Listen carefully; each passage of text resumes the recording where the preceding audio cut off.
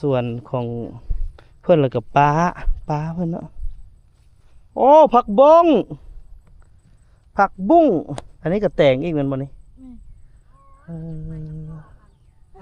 ตัวมาเบิ่งไหมระบบโซล่าเฮ้ยมันเท่าใดแผ่นเลยได้นี่เห็นบ่จะมีอ่างเก็บน้ำตัวนั้นไว้ลอยน้ำโอ้น้องกินมีสระลอยน้ำส่วนตัวอีก เคยมาลอยบ่เคยอยู่ลอยเป็นนะเอาให้ได้จังนะใส่กระตุกโอ้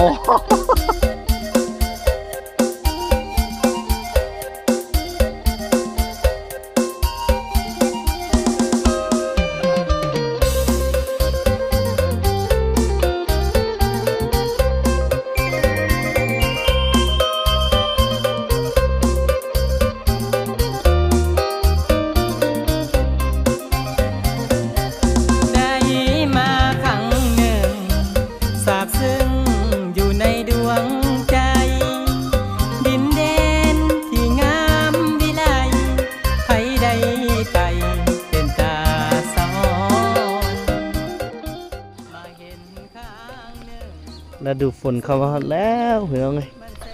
นี่ก็เป็นเส้นทางเข้าไปยังหมู่บ้านนาลักควายเนาะตอนช่วงฤดูฝนปีที่ผ่านมานี่น้ำท่วมแถวนี้ท่วมนักเลยอยู่จุดที่ปอเต็งข้ามยืนนี่ก็ท่วมเพียงแอวเลยเนาะสวัสดีกันอีกครั้งพี่น้องเดี๋ยวมื้อนี้ปอเต็งข้ามพาน้องน้ำแล้วก็แม่น้องน้ำมาหยามน้องกินนารีในหอบหลายเดือนเลยมาเบิ่งว่าในช่วงนี้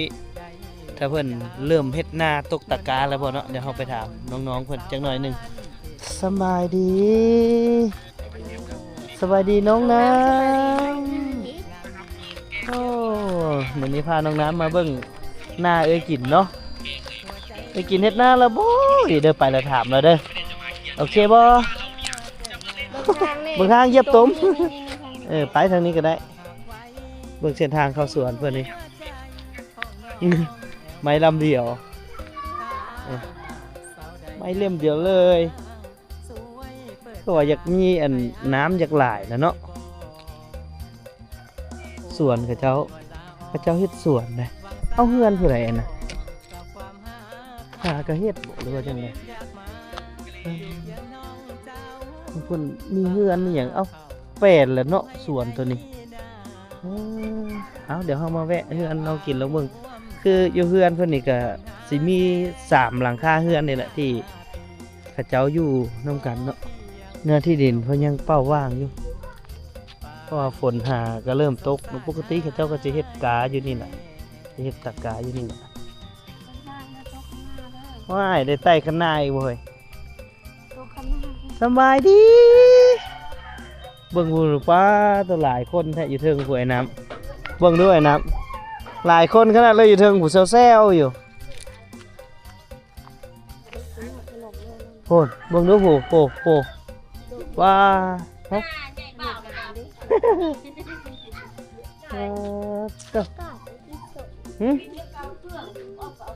แปลเครื่องวะแปลเครื่องเพียงเครื่องฟากของฟากปัญหากระฮอดไปมาเลาะเบิ่งเฮือนเพิ่นนะปีนี้สิบ่เอาฝนมานำอีกบ่เนาะ สิบ่ได้เต้นระวงอยู่น้ำอีกบ่ปีนี้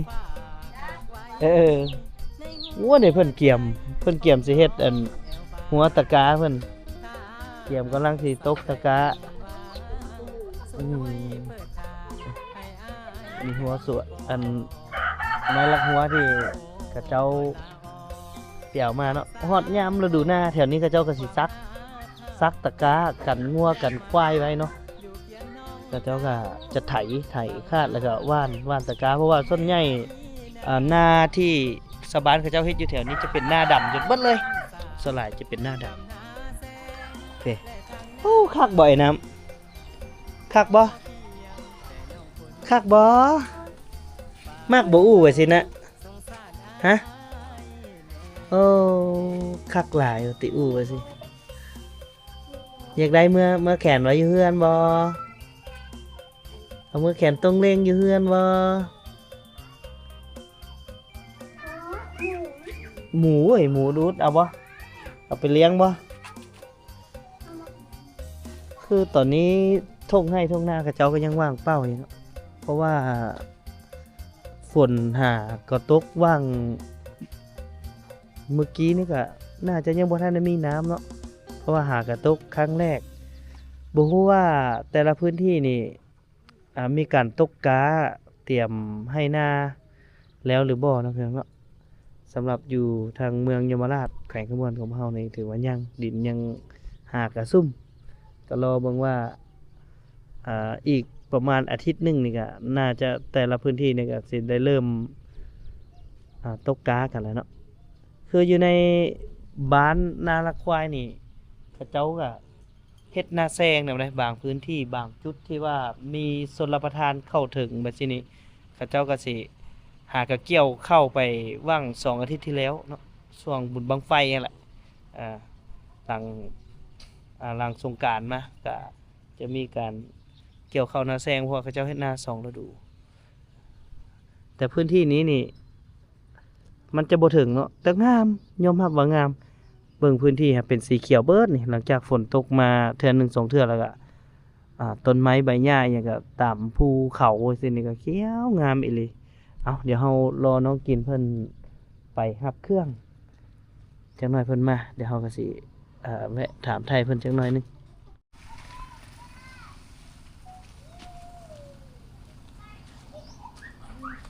เบิ่งผู้ใดมาเพิ่น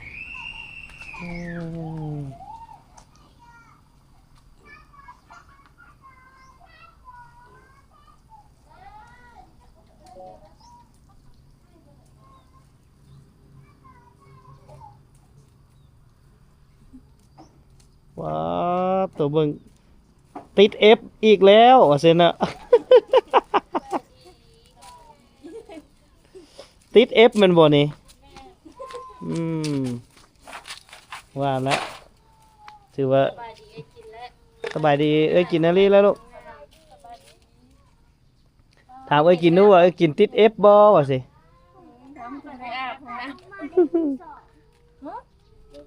ได้ที่2โอ้เก่งเนาะเกือบได้ที่1 เกือบได้ที่ 1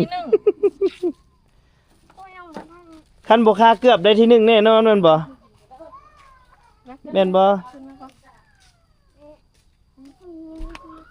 น้องน้ำพาน้องน้ำมาเที่ยวมาเลยคนงามตอนนี้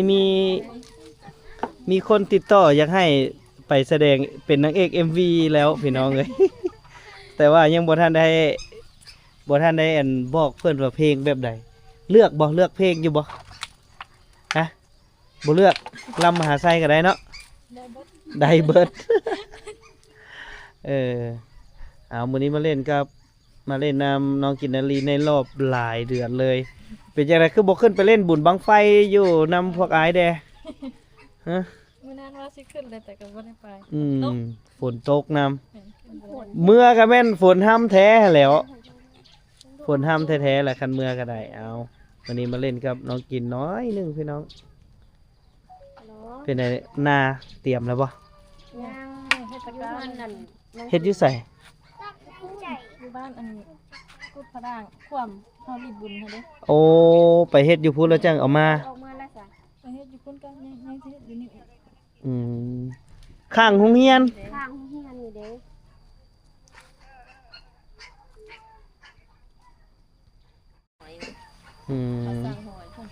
เขาสั่งหอยสิลงมาเอาม่วนบ่ลิ้นบนบางไทยม่วนบ่น้ำกินถามม่วนบ่ม่วนขี่สไลเดอร์เนาะตลาดนัดคือละมาแน่เอายังให้เอื้อยเบิ่งบัดนี้เอาน้ำบ่อาบใครโทรมาเลยเป็นบ้าแล้วเนาะส่วนเป็นจังไดน้องกินค่ะ างโรงเรียนตัวใด ข้างโรงเรียนมัธยม มัธยม ไม่ได้ไปเลย บ่ได้ไปเบิ่งเลย บ่อน อื หาง ม แม่ไปตลาดนี่ ปกติน้องกินวางเวียกทอดแต่วันอาทิตย์เหรอ เสาร์ เสาร์อาทิตย์แล้วเนาะช่วงนี้เสาร์อาทิตย์ถ้าว่าเพิ่นประสานมาให้มาถ่ายทำเลยอยู่ท่าแขกกับอยู่พีตัวใดสะดวกกว่า ที่ใช้ก็ได้เบิด อยู่ใส่ก็ได้เบิดอันนี้แล้วจังให้เพิ่นติดต่อหาเราจังให้เพิ่นติดต่อหา เพราะว่าเพิ่นก็เป็นอยู่แถลงข่าวแขวงเพิ่นอยู่แถลงข่าววัฒนธรรมแขวงแต่ก็บ่ฮู้ว่าเพลงเพิ่นสิออกมาแบบใด ยังบ่ทันได้ให้เพิ่นส่งหาอยู่มื้อนี้มาเล่นน้ำน้องกินก็เพิ่นก็หากันเลิกเวียกเหรอ แม่ หากันเลิกเวียกปกติก็4:30เนาะ4:30เลิกเอานี่ก็สิให้เพิ่นพาไปเบิ่งสวนเพิ่นอีกครั้งหนึงค่ะอยากเบิ่งอันนั้นโซล่าอยากเบิ่งระบบโซล่าร์เซลล์บ่ฮู้ว่าระบบโซล่าร์เซลล์เพิ่นใช้ระบบใดน้องน้ำไปบ่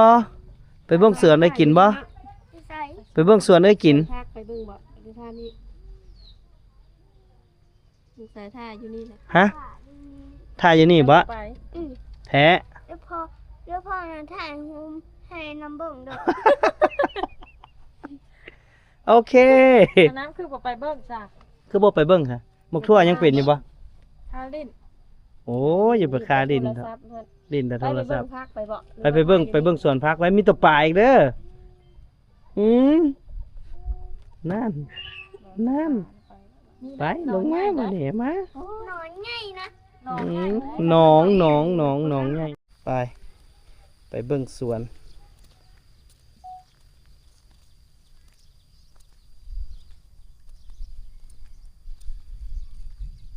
ตอนนี้ตะเวนกำลังจะตกดินเนาะกะเดี๋ยวไปเบิ่งสวนน้องกินนารีบ่ฮู้ว่ายามนี้สิมีพักยังมีพักหรือบ่เพราะว่าใกล้สิฮอดยามฝนแล้วเนาะถ้าก็ยังใครพี่น้องอยู่สวนของเพิ่นฮะยามฝนมันก็มีผ้ากันแสงอะนะมันก็เลยเฮ็ดให้ฝนบ่ห้ำปานใด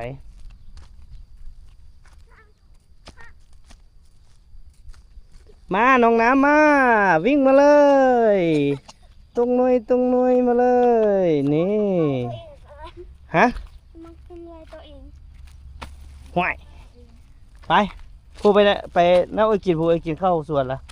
เร็วเบิ่งตกหนองเด้อเบิ่งสวนเราปลูกผักหลายได้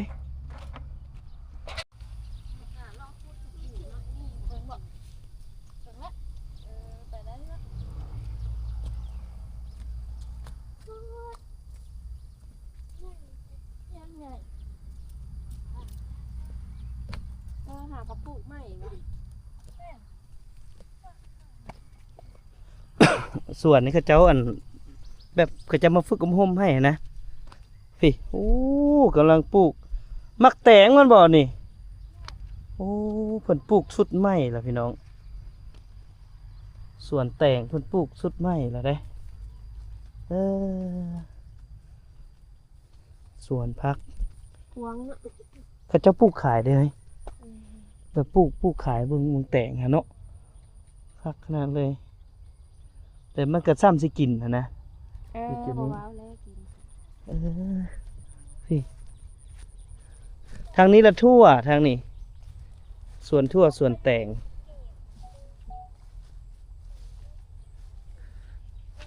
พี่มาเบิ่งสวนทั่วสวนแตง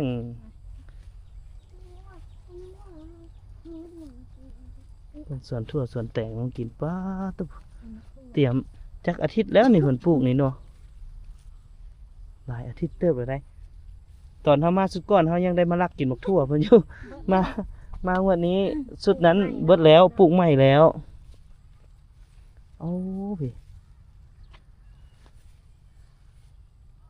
กาดสวนทั่วโอ้ทางคุณจะเป็นสวนแตงทางนี้จะเป็นสวนทั่วพี่น้องอย่าเหยียบเด้อลูกเด้อเฮ็ดข้ามจังซี่ลูกข้ามจังซี่ พันละนองป่าบ่ น้องเพิ่นเจาะเอาดูดมาหดน้ำบ่ เป็นมือกับบ่ให้เลยเนาะ อืม ที่ต้มนะ มันเป็นตุ่มลูกเดี๋ยวมาเลาะเบิ่งสวนของน้องกินนารีตืบอีก ส่วนใหญ่ก็ส่วนของเพิ่นแล้วก็ปลาเพิ่นเนาะโอ้ผักบงผักบุ้งอันนี้ก็แต่งอีกแม่นบ่นี่ เออผักบงทางนั้นจะเป็นหนองน้ำพี่น้องหนองน้ำนี่ก็ อันนี้จะจกเองแต่เลิกได้เนาะน้องกินเนาะเลิกเพิ่นจะใช้ระบบโซลาร์เซลล์เดี๋ยวครับไปเบิ่งระบบน้ำเพิ่นพี่น้องถือว่าบ่ได้ใช้ไฟฟ้าเลย อยู่จุดนี้บ่ได้ใช้ไฟฟ้าเลย นี่ป๊าดตัวมาเบิ่งไหมระบบโซล่าร์มันเท่าใดแผ่นเลยได้นี่เห็นบ่จะมีอ่างเก็บน้ำตัวนั้นไว้ อันนี้ไม่หยังน้องกินตัวนี้ เครื่องหยังเครื่องพูนดินนะ แม่ได้สักอันปลูก อ๋อ คันคูเฮา อ๋ออันเฮ็ด ขี้ดินนะ อ๋ออัน เอาปั่น พรวนดินปั้นดินขึ้นมาเป็นขั้นคู่อืม ปั่นมันหมุน ใส่น้ำมัน น้องใหญ่แท้ไปยับออกค่ะเคยกินค่ะดู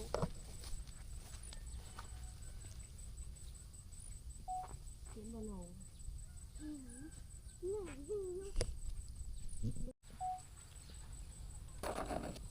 ลูกไข่น้องน้ำเอามือเล่น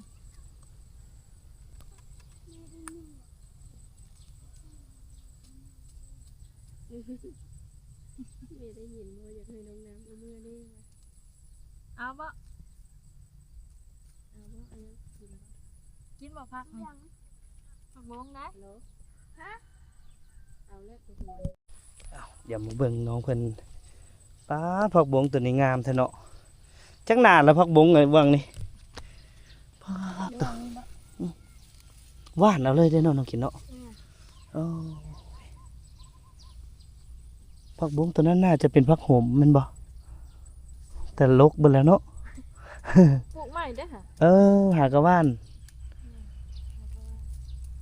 ก็เคยมีคนก็เคยได้ว่านแห่ตึกกระดุมอยู่บ่มันเลิกบ่ แม่ลึก อืม ลึกไปได้เจ้าลายเขาตึกกระดูกมาตึกพักพูน อืม ตะกี้เฮาเคยตึกอยู่ แต่ก้อนมันก็เป็นหนองบ่จุดนี้ แม่ แล้วก็เลยจกตึม ลึกแต่คนมันลึก อืมเฮ็ดสระลอยน้ำโอ้น้องกินมีสระลอยน้ำส่วนตัวอีก เคยมาลอยบ่ เฮ้ย เคยอยู่ลอยเป็นนะเอาเฮ็ดได้จังอะนะ ใส่กระตุก โอ้ เอากระตุกใส่เสื้อ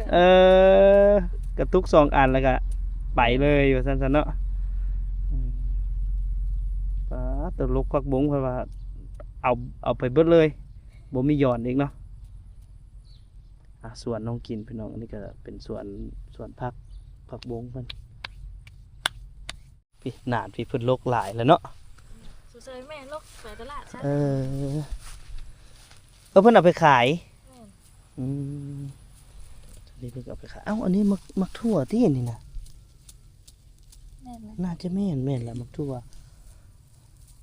นี่มักบวบอีกได้พี่น้องเว้ยเครือมักบวบอีสังก็มีอีกได้พี่นี่เด้นี่เป็นเลยเด้นี่เด้เตรียมสิแก้ละมักบวบคันมีพื้นที่ซ้ำนี้นี่ก็ถือว่าสร้างเศรษฐกิจครอบครัวได้หลายสมควรเลยเนาะเบิ่งจากการปลูกการฝังของเพิ่นก็ถือว่าเป็นครอบครัวกสิกรรมเฮ็ดกสิกรรมเลี้ยงชีพได้เลย คือครัวเรือนของน้องกินนี่ก็ยามนาเฮ็ดนาแซงก็เฮ็ดเนาะน้องเนาะนาแซงก็เฮ็ดนาเฮ็ดทางนาปีนาแซงถือว่าคนมั่นนะคันว่าหนึ่งเบิ่งลูกชาวนาอะให้พี่น้องเบิ่งอันนี้คือลูกชาวนาเด้อนี่เด้อโอ้ย สวน เฮ็ดหัวเฮ็ดสวน มีอยู่บ่คนอยากเอาไปเป็นลูกไผ่นี่เนาะ เนาะมันปานนี้ก็ยังบ่มีผู้สิเอาไปเป็นลูกไผ่บ่คิดเบิ่งพี่น้องเอ้ยปิดตาหน้าสงสารน้องสาวค่อย เอาอดเอาตอนนี้น้องกินหากะ19แม่นบ่ แม่ หากะ19ย่าง20 เพิ่นว่าเป้าหมายของเพิ่นแม่น35จังเอา สิบเท่าเกิดบ่ เท่าก่อนผู้ดีเกิดลูกผู้ดีเกิดลูกยากเนาะยันเกิดลูก ยังบ่มีใครเอาแล้วจ้ะ ยันบ่มีผู้เอาละเท่าละเอาเท่าใดก็ท่อมือในเมื่อมือใดที่ว่าสายแนนมาฮอดก็แม่นมื้อนั้นแหละมื้อสายแนนป้งมื้อใดมื้อนั้นแหละเอาละพอแล้วน้องเอ้ยพอแล้วลูกอีกพอแล้ว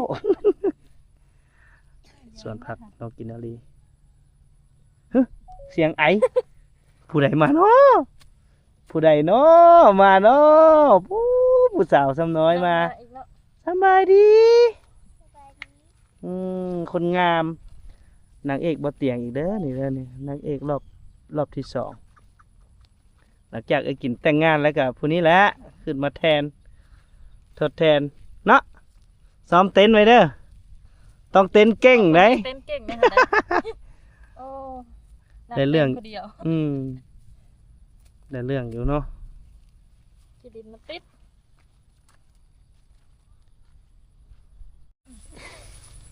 มาจุ่ม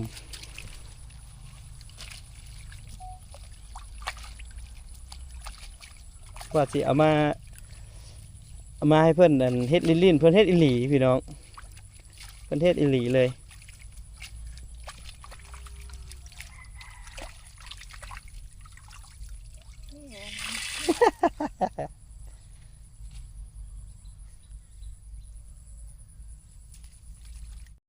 เรียบร้อยบนห้องกิน เรียบร้อยแล้วจ้าพักที่ปลูกเองปลอดสารพิษมีตัวคันมีตัวมดตัวแมงเจาะแหละถือว่าปลอดสารพิษเนาะไปบัดนี้สาวสวนจื้อเบิ่งเด้อพระราชจวด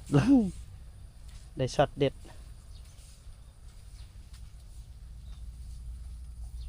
เบิ่งสวนผักเพิ่นถือว่าปลูกหลายอย่างดีเลยแม้ว่าอยู่นี่เพิ่นจะปลูกขายเลยแหละจะเป็นการปลูกขาย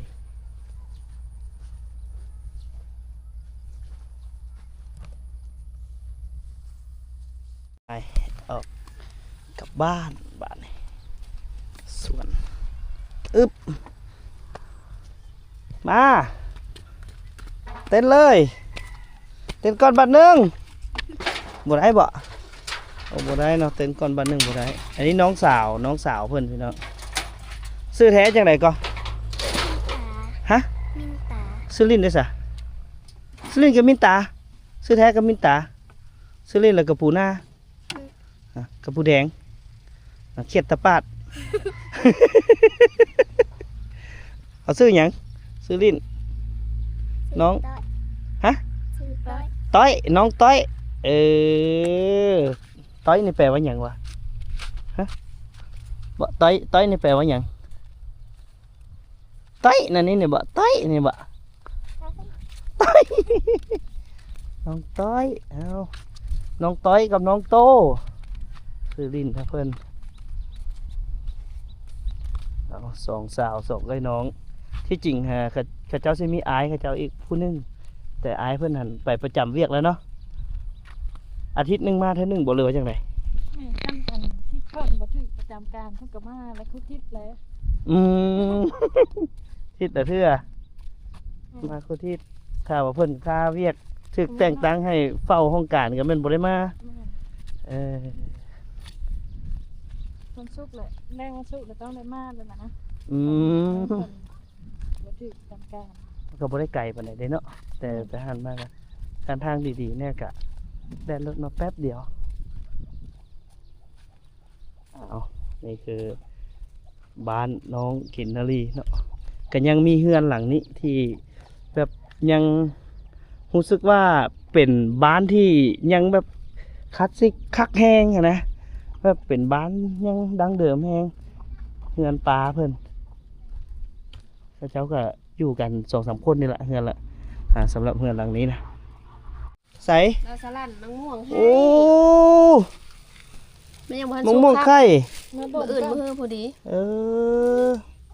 มันบ่ได้กินยาบ่มะม่วงอันนี้ ถ้าว่า ศาสตร์ มันจะสมพ่อมันจะเป็นไข้เนาะมันบ่ได้กินยา เอ๊ะมันบ่ได้เป็นไข้มันเป็นไข้นะมะม่วงไข้โอ้อันนี้เตรียมเฮ็ดตะกร้าอยู่ใส่นี่น้องกินตอนนี้ซักอยู่หลังเฮือนเลยแม่นบ่นี่ก็จะเตรียมรองหัวไว้ละพี่ว้ายมาเด้อมากินขนมครับไปใส่บ่ละผู้น้อยไปใส่บ่ละฮะมาผู้นี้แหละผู้น้ำท่วมมาผู้นี้แหละผู้น้ำท่วมนี่ว่าน่าเพิ่นนั่งอยู่กระไดกินขนมแซ่บแม่งไปกินมึงดูขนมฮะเป็นอย่าบอกกินขนมใหญ่ละปีนี้ พี่ ปีนี้น้ำสิบ่ขึ้นมาอีกบ่เนาะ เอานี่ นั่นละให้ขนม ให้เอาไว้ลูก ทุกกัน ถือเป็นบ่ถือเป็นบ่ก่อนหมอเบอร์10 2023ฮะเฮ็ดกินย่างใหญ่หมอนะเนาะ น้องเสื้อทหารนี่เนาะ เสื้อตำรวจ ตำรวจน่ะถ้าตำรวจ ถึกใจกินขนาดนั้นน่ะกานะ ผู้บ่าวตำรวจ เห็นอยู่เลย สตอรี่เพิ่นปาดหมู่สิบ่เห็น บ่เคยมีบ่ บ่เคยมีจักเทื่อว่าเศร้าติดตามแล้วเด้อคอยเข้าไปอ่านคอมเมนต์เพิ่นอยู่ TikTok อกหักมื้อนี้แหละอุตส่าห์ติดตามมาตั้งดนมามื้อนี้ละผิดหวังยังมีมื้อ ผิดหวังอย่างใหญ่เนาะโอ๊ยก็ให้มีโมเมนต์นั่นแหละจักหน่อยหนึงโอ้ยบ่โสด3มื้อโสดละปีนึงขออยู่ในโมเมนต์แฟนนั่นประมาณ23ชั่วโมงนะบ่ครบ24ชั่วโมงซ้ำบ่ครบ24ชั่วโมงซ้ำโสดอีกแล้วเอาผู้ใดอันเป็นแบบอ้ายแบบน้องดีที่สุดผู้ใดอยากเป็นอ้ายเป็นน้องเพิ่นก็ฝากไปติดตามอยู่เพจเพิ่นพี่น้องเอ้ยเพจเพิ่นก็ยังรอสร้างรายได้อยู่จังไดก็เข้าไปติดตามน้องเพิ่นให้หลายๆเด้สร้างมาเท่าไหร่2เดือนบ่ฮอดบ่2เดือนเดือนเกือบเดือนปลายคนติดตามเกือบ 60,000 ละโพสต์โพหมกโมบักแตงว้ายังบ่ผ่านยังบ่ผ่านก็อาศัยทุกคนนั่นแหละเด้อคอมเมนต์แน่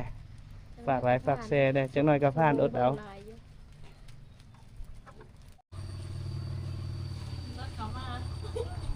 มาเลย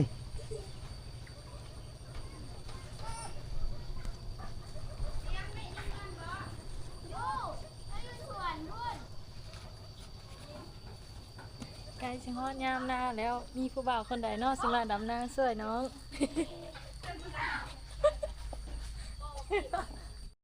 ป้าอันนี้ติดของฝากของต้อนตินี่โอ้ตะปุ่นน่ะมีหัวนอกม่วงอีกบาดนี่ไข่สดจากต้นเลย มะม่วงบ่สำบายมะม่วงไข่แม่ไปใส่ แม่ไปตลาด ใส่มาแล้วบ่มาแล้วนี่ผู้สาวอันนี้ก็ได้ก็ผู้สาวเอ้ย ป้าต้องไปขายพักมาเนาะเบิ่งดูไปกวดสอบเบิ่งก่อนว่าซื้อปองบอกปองเบียร์มานำบ่โอ้เหลือบ่ตัวนั้นหรือว่าซื้อมาโอ้เพิ่นเอาพักอยู่สวนเพิ่นไปแลกขายพักบงแม่โอ้ยบ่ได้ซื้อเด้อพูนลูกสาวเจ้ารักตอนล่ะทางพี่สับนี้ก็เท่าแห้งเบิ่งดูเอาเดี๋ยวถ้าเฮาก็แม่เพิ่นมาแล้วเฮาก็เมื่อบัดนี้เนาะมันก็ค่ำแล้วแหละมาเยี่ยมยามถามข้าวว่าได้เฮ็ดนาแล้วบ่คันว่าเฮ็ดแล้วจังสิมานะมาจอบเบิ่งว่าเฮ็ดนาแล้วบ่คันเฮ็ดแล้วจังสิมาตอนเกี่ยวแล้วจังสิมาตอนเกี่ยวเข้าคือกันเด้เกี่ยวแล้วจังมานะเอามันจังได้มาหลายเทื่อคันเอาเทื่อเดียวแล้วมันสิจบเลยเอาเดี๋ยวถ้าเฮาก็สิกลับก่อนพ่อก็บ่เห็นเนาะมื้อนี้เนาะไปทางใดก็ไปหารับจ้างละไปยามละโอ้เมื่อยแล้วก็พักเมื่อยแล้วก็พักบัดนี้ก็ไปต่อคักนะเอาก็ สรุปแล้วก็ยังเหลือแต่สาวๆอยู่เฮือนนี่พี่น้องเอ้ยยังเหลือแต่สาวๆนุ่มๆก็ไปเฮ็ดการปึ๊ดเลยที่จริงน้องกินกับไปเฮ็ดการเนาะไปเฮ็ดเวียกมื้อนี้เป็นวันพฤหัสเพิ่นก็เลิกงานมาประมาณ 4 โมงนี่แหละแต่เสาร์อาทิตย์ที่เพิ่นพักแท้ๆเนาะถ้าเขาเจ้าอยากมาถ่ายทำ MV ก็คือเสาร์อาทิตย์เท่านั้นแม่นบ่ แม่น โอเคค่าแห้งแพงบ่มื้อละเท่าใดมื้อละล้านได้บ่ฮะมื้อละล้านได้บ่ค่าแห้งพอสิได้ไปต่อรองเด้อว่าเอาแล้วงานละล้านหนึงตกลงไว้ดิเอาพี่น้องลองคอมเมนต์เบิ่งว่าค่าแห้งน้องกินถ้าว่าแสดงละครหรืออีหยังนี่ประมาณเท่าใดเนาะลองคอมเมนต์มาลองเบิ่งเด้อถ้าผู้ใดคอมเมนต์มาหลายที่สุดก็คือจะจะเอิ้นค่าให้งานเพิ่นสำคัญให้กับน้องกินเนาะบ่ทันในการให้เพิ่นเอิ้นเองเพิ่นคือสิบ่ฮู้แหละเนาะเอาเดี๋ยวถ้าเฮาขอโตกลับก่อนพี่น้องเอาไว้โอกาสหน้าพุ่นแหละดำหน้าจึงมาจอบเบิ่งเนาะเอาไว้ดำหน้าจึงมาจอบเบิ่งว่าเพิ่นดำนาแล้วบ่แล้วเฮาจังมาใหม่